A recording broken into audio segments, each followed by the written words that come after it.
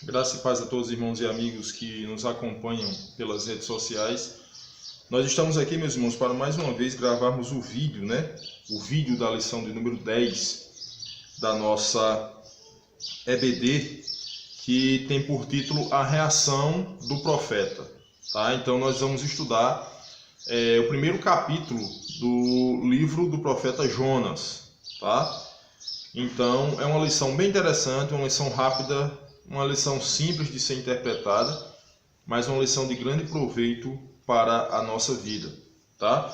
Como sempre eu faço, essa é a revista que nós estamos estudando, A revista Compromisso, que tem por título Profetas Menores. Os profetas de ontem falam hoje. Então nós vamos ver o que Deus tem a nos falar, através dessa lição de número 10. O textuário da nossa lição está lá no livro do profeta Jonas, capítulo 1, o verso 12. Na verdade, esse slide não está, infelizmente eu não coloquei, acredito que por um descuido meu, eu não coloquei o textuário, Mas nós vamos abrir a nossa Bíblia e vamos ler esse textuário, certo? Jonas, capítulo 1, o verso 12. Jonas, capítulo 1. Quem tiver com a Bíblia aí pode abrir, Para você ter o prazer de abrir a palavra de Deus. Jonas 1,12. Diz assim: Ele então lhe respondeu: Tomai-me e lançai-me ao mar, e o mar se vos aquietará, porque eu sei que por minha causa vos sobreveio esta grande tempestade. Então nós entendemos aqui que Jonas, ele, quando foi interrogado por aqueles marinheiros, por aquelas pessoas que estavam ali navegando, trabalhando, enfim, ele foi indagado e ele disse: se vocês me jogarem ao mar, tudo isso que está acontecendo é por minha causa. Então se vocês me tirarem desse navio, o mar vai se acalmar. E nós vamos ver no decorrer da lição, do slide aí, quem estiver acompanhando, a reação do profeta. Nós vamos ver o que realmente aconteceu, Como eu falei, a lição 10, o textuário Jonas de 1 a 12, nós acabamos de ler. A introdução, como os irmãos estão vendo aí, quem estiver acompanhando o slide, está vendo que a introdução ela é bem extensa, Mas é o texto original da revista, nós não alteramos esse texto. O texto original da revista é esse que está aí, O nosso resumo na próxima página, no próximo slide, começa assim. O profeta Jonas nos desafia a descobrir um Deus. Jonas, ele nos desafia a descobrir um Deus que é o quê? Vivo, Está lá no livro de Hebreus, capítulo 11, o verso 6, quando diz assim, que aquele que se aproxima de Deus tem de crer que ele existe e que ele é galardoador daqueles que o buscam. Então Deus é um Deus vivo. Ele não é um Deus morto, não é um Deus que está em cima de um pedestal, ou não é um Deus que está num crucifixo, ou não é um Deus que está numa pulseira, num cordão daqueles que colocam em pescoço, não. Ele é um Deus vivo, que está em todos os lugares, ao mesmo tempo, Criador do céu e da terra, é aquele que a cada dia está pronto a nos abençoar. Então Jonas nos desafia a descobrir um Deus vivo, E aquele que se aproxima de Deus, eu ou você, que venhamos a nos aproximar de Deus, e devemos fazer isso, devemos entender que Deus, ele existe. Às vezes eu fico pensando o seguinte: as pessoas, elas procuram todos os meios. Procuram médicos, procuram advogados, procuram engenheiros, procuram, enfim, várias e várias pessoas. Mas dificilmente as pessoas procuram a Deus. Não estou aqui dizendo que é errado a pessoa ir ao médico. Não, claro que não. O médico foi uma profissão, foi uma vocação deixada pelo próprio Deus, criada pelo próprio Deus. Isso aí é bênção para a vida da gente. Agora, antes de procurar o médico, nós devemos procurar a Deus. Antes de procurar o advogado por aquela causa impossível, aquela causa que está nos tirando o sono, aquela causa que está, enfim, causando transtorno na nossa vida. Antes de procurar o advogado, devemos procurar a Deus, porque Deus, ele é vivo, tá? Então esse é um dos pontos. O segundo ponto é que ele é um Deus pessoal. O que é um Deus pessoal? Significa aquele que tem vontade e sentimentos. Deus, ele tem vontade. Deus, ele tem sentimentos. A Bíblia diz que o maior atributo de Deus é o amor. A Bíblia diz que ele tem misericórdia. A Bíblia diz que ele é longânimo. A Bíblia diz que ele é benigno. A Bíblia, em outros textos, diz que ele se entristece. Mas a tristeza de Deus não é semelhante à nossa, que nós nos agoniamos, que nós ficamos depressivos às vezes. Não. É uma tristeza que denota que ele não está satisfeito com aquilo que está acontecendo. Mas Deus, ele é um Deus pessoal, aquele que tem vontade e sentimentos, tá? Deseja vida plena para todos de forma incondicional. Ele deseja que todos vivam em paz, que todos vivam tranquilos de forma incondicional. A chave da leitura do profeta Jonas se caracteriza na intenção divina de comissionar instrumentos de proclamação de seu amor e cuida para que esses instrumentos possam compreender o sentido da existência desse amor. O que é que isso está querendo dizer aqui? Que Deus, ele comissiona pessoas, tá? Deus, ele chama pessoas para determinada obra, para determinada vocação, para determinado ofício.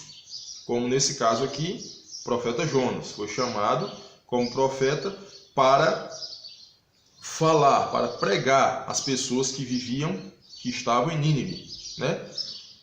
E ele comissiona, ele chama, e ele faz com que esses instrumentos entendam o motivo dessa chamada, o motivo, o sentido da existência desse amor. Então, as pessoas que são comissionadas, as pessoas que são vocacionadas por Deus, as pessoas que são chamadas por Deus, essas pessoas devem entender o motivo pelo qual foram chamados.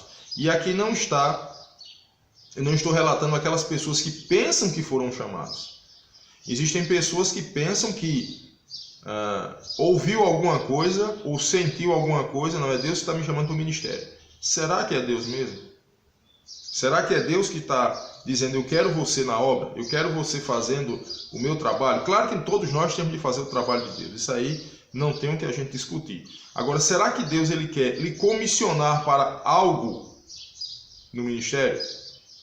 Pastorear, você ser um pastor, você ser um missionário, enfim, será que Deus está te chamando para isso?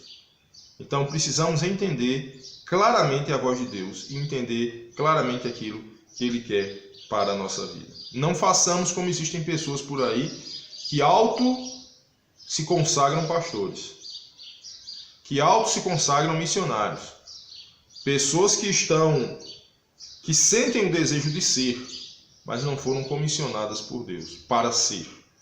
Então, precisamos entender o sentido disso aí.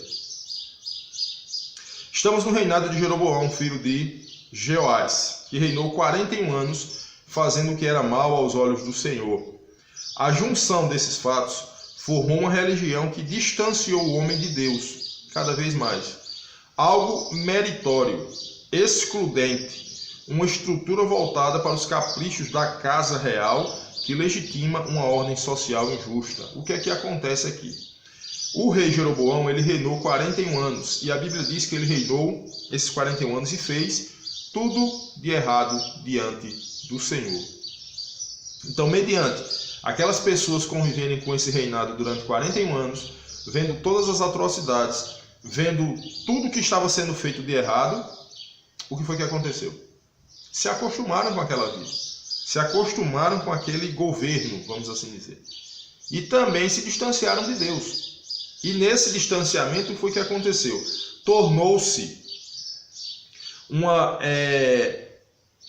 religião, vamos dizer assim, meritória. Você só tinha benefícios, você só era visto por Deus. Estamos falando aqui com relação ao povo, o que era que o povo pensava, se tivesse méritos. Era uma sociedade excludente, excluíam as pessoas, faziam acepção de pessoas. Então, aquela forma de governo, ela distanciou o povo de Deus, tornando assim uma sociedade injusta.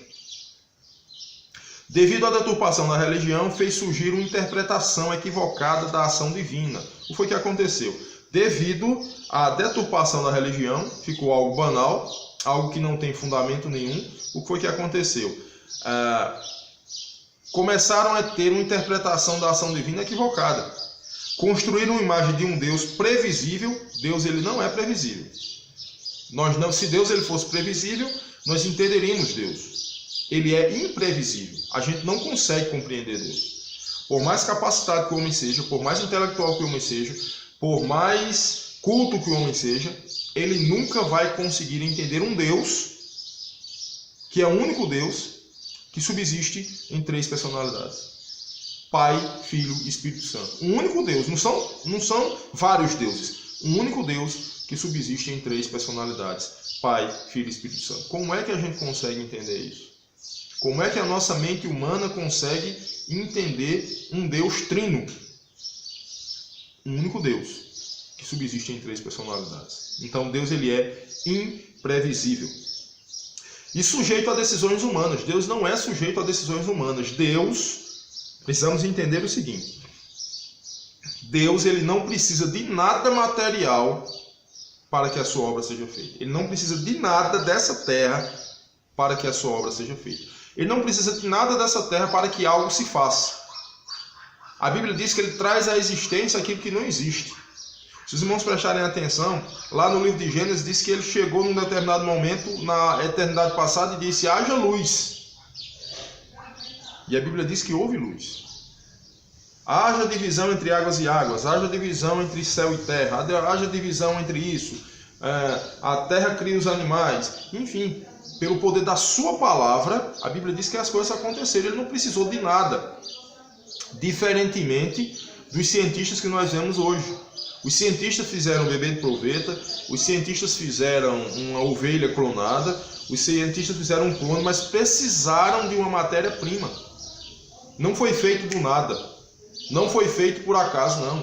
Precisaram de uma base. Deus ele não precisa dessa base. O nosso Deus ele é imprevisível e ele não está sujeito a decisão humana nenhuma. Fazendo o povo esquecer que em suas raízes continha o testemunho de um Deus vivo e do projeto de vida para a humanidade. Então o que é que acontece? A partir do momento da queda do homem, começou um projeto de restauração, a salvação de toda a humanidade. Tá? A missão é denunciar injustiças da cidade imperialista.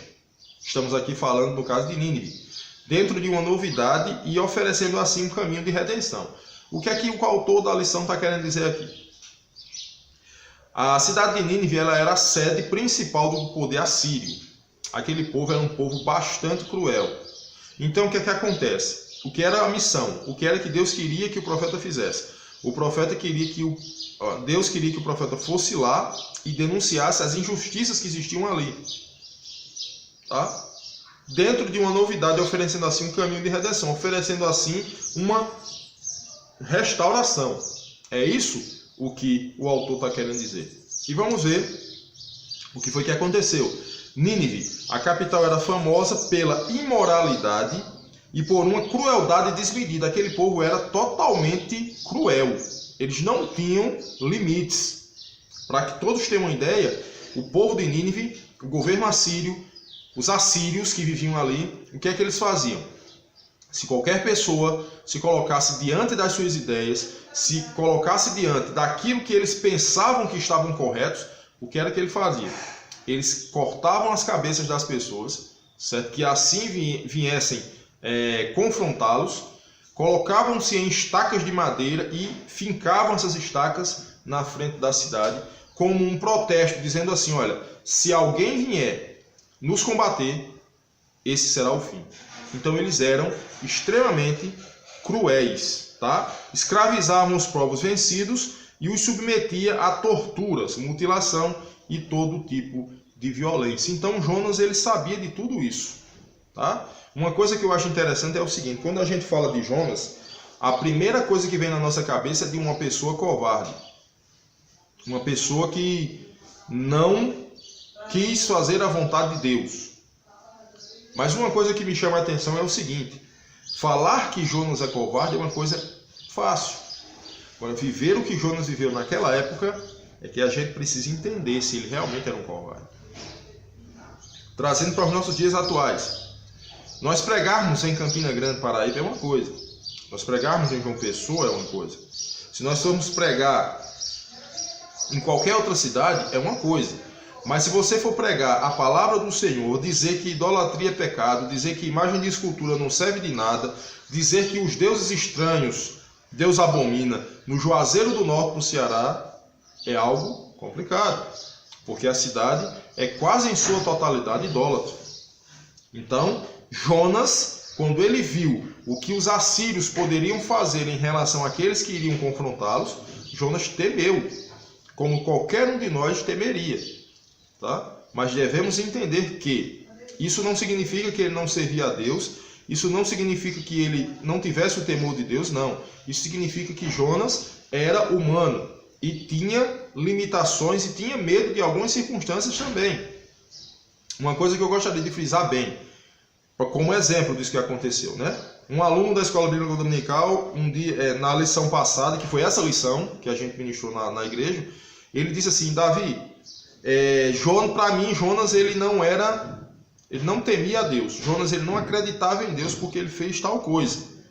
E eu exemplifiquei para ele algo que eu gostaria de deixar registrado aqui. Eu e você, nós temos confiança em Deus. Nós acreditamos num Deus imutável. Nós acreditamos num Deus que não muda. Nós acreditamos num Deus eterno, que tem todo o poder. Porém, o exemplo que eu solicitei para ele, que eu disse a ele, foi o seguinte: quando a gente vai passando por um terreno baldio, um terreno que não tem ninguém, uma rua esquisita, um local que não tem muito movimento de gente, mesmo servindo a Deus, mesmo fazendo a vontade de Deus, nós muitas vezes pensamos: rapaz, e se me acontecer alguma coisa aqui? E se alguém me atacar aqui? E se eu for assaltado aqui? Você não deixou de servir a Deus, você não deixou de acreditar em Deus, mas a sua humanidade, as suas limitações provocam determinadas situações que você muitas vezes é interpretado por outras pessoas como se você não confiasse em Deus. Mas quando nós estamos passando por esse mesmo local, nós vemos aquele giroflex da polícia, do carro da polícia, né? Aquela luz vermelha. Nós sentimos aquele alívio, porque a gente sabe que nas imediações daquele local existe uma segurança, vamos assim dizer, humanamente falando. Então nós ficamos tranquilos. Mas isso significa dizer que nós deixemos de acreditar em Deus? Não. A nossa humanidade muitas vezes quer falar mais alto, porém Jonas, ele tinha confiança plena em Deus. Agora, por um momento das circunstâncias, ele pensou que poderia escapar da ação divina, e a Bíblia diz que das mãos de Deus, dos olhos de Deus, ninguém escapa. Tá? Primeiro ponto que a gente vai ver dessa lição, tudo isso que a gente falou foi a introdução. Primeiro ponto é a fuga. Quando mencionamos Jonas fugindo para Tarsis, imaginamos que o mesmo foi desobediente a Deus.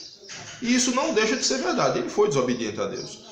Porém, a crueldade e a perversidade daquele povo o amedrontaram, fazendo-o desobedecer à voz de Deus. O que foi que a gente falou anteriormente? Quando ele viu as circunstâncias, quando ele viu o que poderia acontecer, quando ele viu a crueldade, quando ele viu a atrocidade daquele povo, foi o que ele fez. Ele temeu, como qualquer um de nós temeríamos. Mas jamais ele deixou de acreditar e saber que Deus era um Deus vivo. Jamais aconteceu isso. Mas as circunstâncias fizeram com que acontecesse aquela fuga. Jonas acredita poder se relacionar com Deus circunstancialmente, dependendo das circunstâncias. E não é assim. O relacionamento do homem com Deus, ele deve ser um relacionamento incondicional, sem circunstâncias. Eu não posso servir a Deus só quando eu estou com muito dinheiro no bolso. Eu não posso servir a Deus só quando eu estou bem de saúde. Eu não posso servir a Deus somente quando eu estou numa posição na sociedade elevada, não. Eu preciso servir a Deus em qualquer momento da minha vida. Problemas vão vir, circunstâncias vão vir, dificuldades vão vir, atrocidades na nossa vida vão vir, decepções vão vir, mas Deus continua sendo Deus da mesma forma. A fuga de Jonas foi uma descida em sentido físico. Ele desceu literalmente. Porque se desce desde Jerusalém para a costa, desce para o navio e ainda desce para o porão da embarcação. Nós vamos ver no decorrer da lição essa descida, literalmente falando. Tá?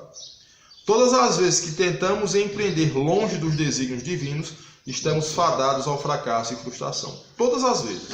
Isso em qualquer momento da nossa vida. Que a gente tentar fazer algo sem a orientação divina, a tendência é o fracasso e a frustração. Isso sempre. Isso eu estou falando do pequeno, em termos materiais, como ao grande. Qualquer pessoa que venha fazer algo sem os preceitos, sem os desígnios divinos, longe do desígnio de Deus, longe da vontade de Deus, a tendência é fracasso e frustração. 2 exemplos. Nínive e Tarsis, ponto da época mais distante do templo. Tarsis era o ponto mais distante do templo, lá da época do templo. Era o local mais extremo, vamos assim dizer. Era algo distante, era um local distante. Por estar bem organizado, Jonas estava bem organizado para fugir, para sair, para ir para Tarsis. Tendo de enfrentar uma viagem de aproximadamente 12 meses. Não era uma viagemzinha como de Campina Grande a João Pessoa, que é 2 horas de viagem. Não era uma viagem como de Campina Grande a Recife, que é 4 horas de viagem. Não. Era uma viagem de 12 meses. Era algo que ele estava estruturado e tinha planejado isso aí. Tá? O mesmo pensava poder escapar da ação divina. Se a gente for abrir a Bíblia lá no Salmo 139, de 8 a 10, o Salmo 139, de 8 a 10 diz o seguinte: se eu subir aos céus, tu ali estás. Se eu fizer a minha cama no inferno, tu ali estás. Se eu descer a mais profunda das profundezas, das profundidades, tu também vai estar ali. Se eu me precipitar dentro dos oceanos, tu também vai estar lá. De onde eu fugirei da tua face? Então o autor do livro de Salmos está querendo dizer o seguinte: eu não tenho para onde fugir de Deus. E Jonas pensava que com aquela viagem de 12 meses, ele pensava que com aquela situação dos assírios estarem confrontando, né, que Deus querer que ele fosse lá para que houvesse um arrependimento, ele pensou que poderia fugir de Deus. Mas Deus está em todo canto, em todo lugar, ao mesmo tempo, é soberano, é Senhor, enfim, então nós não temos como escapar da ação divina. Uma carreira, investimentos, diplomas, por mais robustos que possam parecer, por mais bem planejados que possam ser, não conseguem validar nosso sentido de existência. Fugir da missão divina é fugir da própria vida. Nosso profeta só não contava ser confrontado pelo amor apaixonado de Deus. O que é que isso aqui está querendo dizer?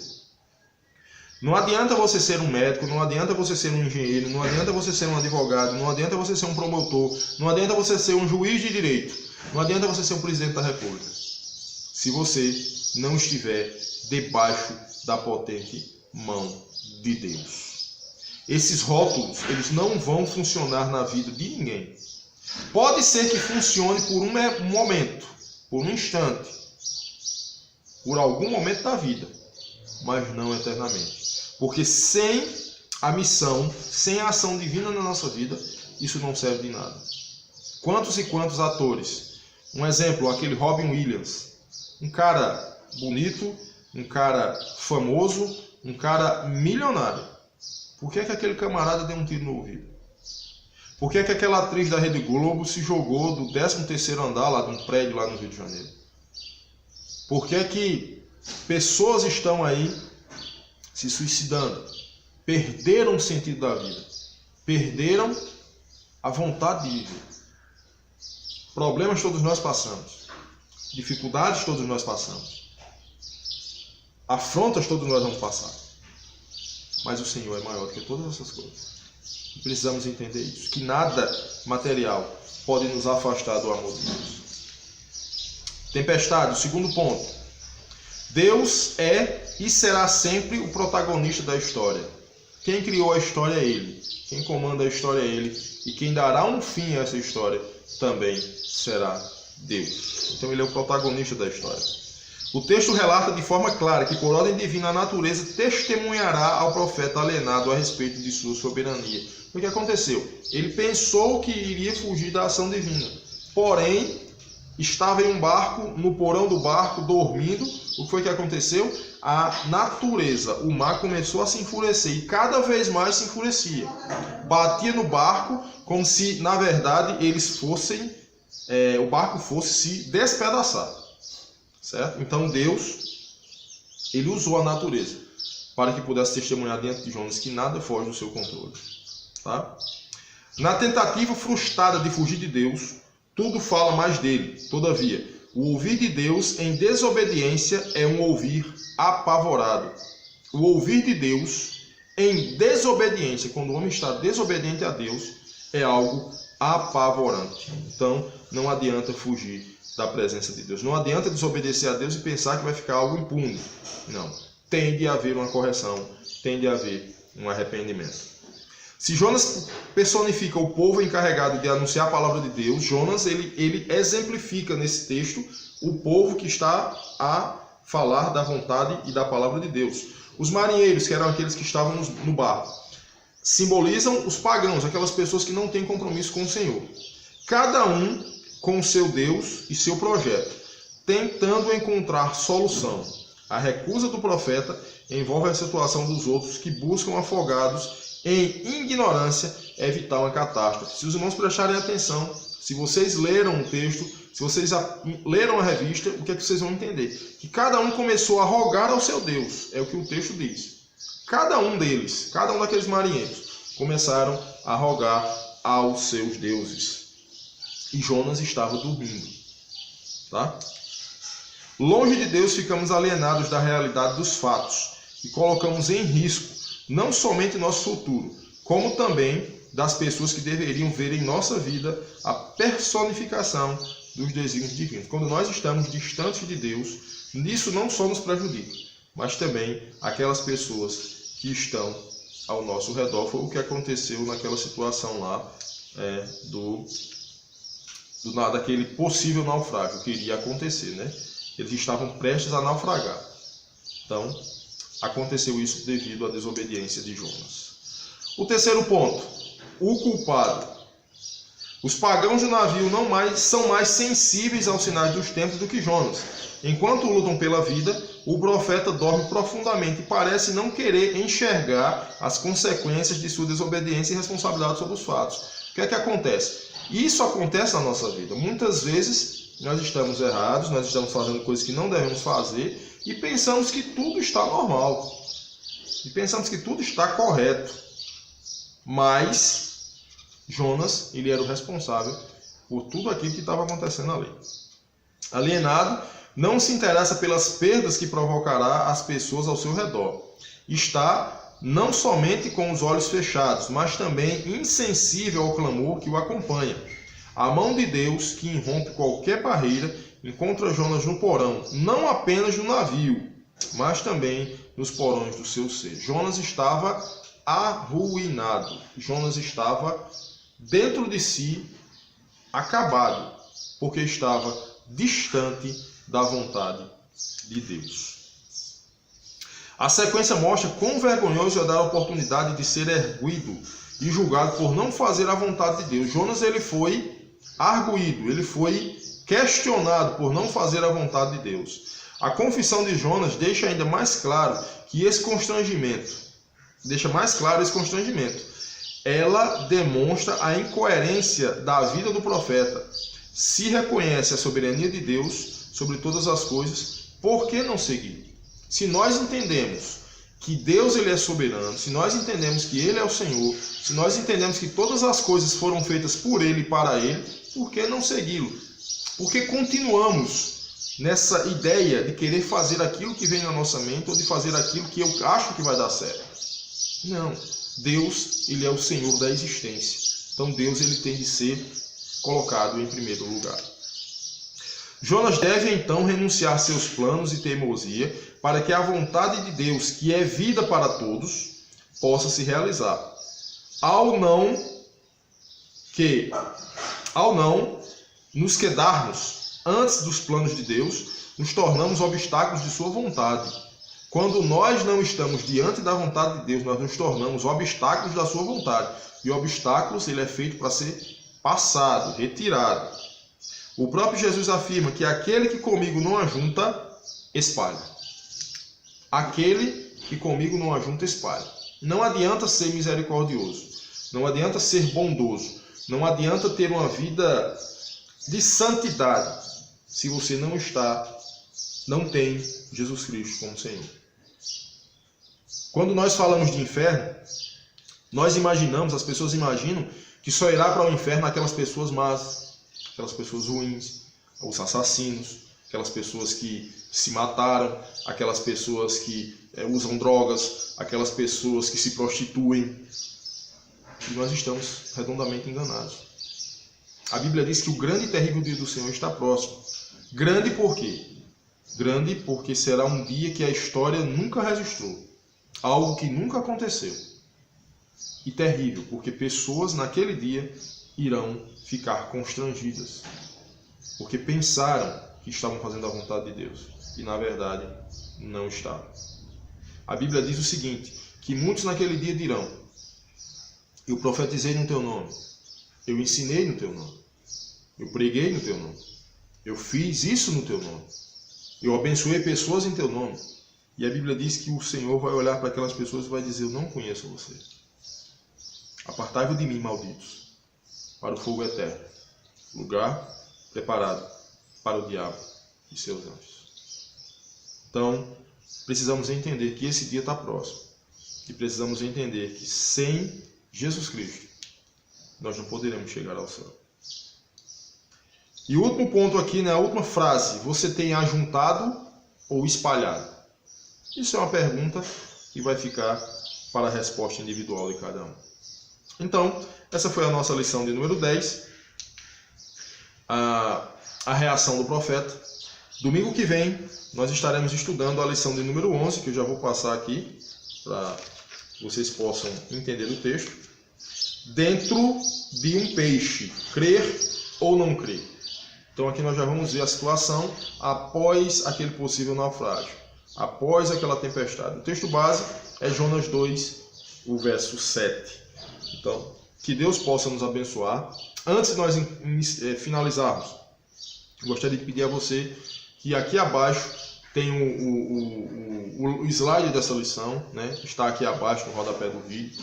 Se você estiver vendo pelo Facebook esse vídeo, vai lá no YouTube, nós vamos postar lá no YouTube. Quem não faz parte do grupo Intercessores no Facebook, solicita aí a entrada no grupo. A gente vai ter o maior prazer que você esteja participando com a gente lá no grupo Intercessores. O slide também está lá no vídeo, lá no grupo, para que você possa ajudar junto com a gente, tá certo? Deixa o like aí no YouTube, isso nos ajuda bastante, tá bom? Compartilha esse vídeo, passa aí para as outras pessoas que desejam estar com a gente. Semanalmente a gente está postando aí os vídeos das lições.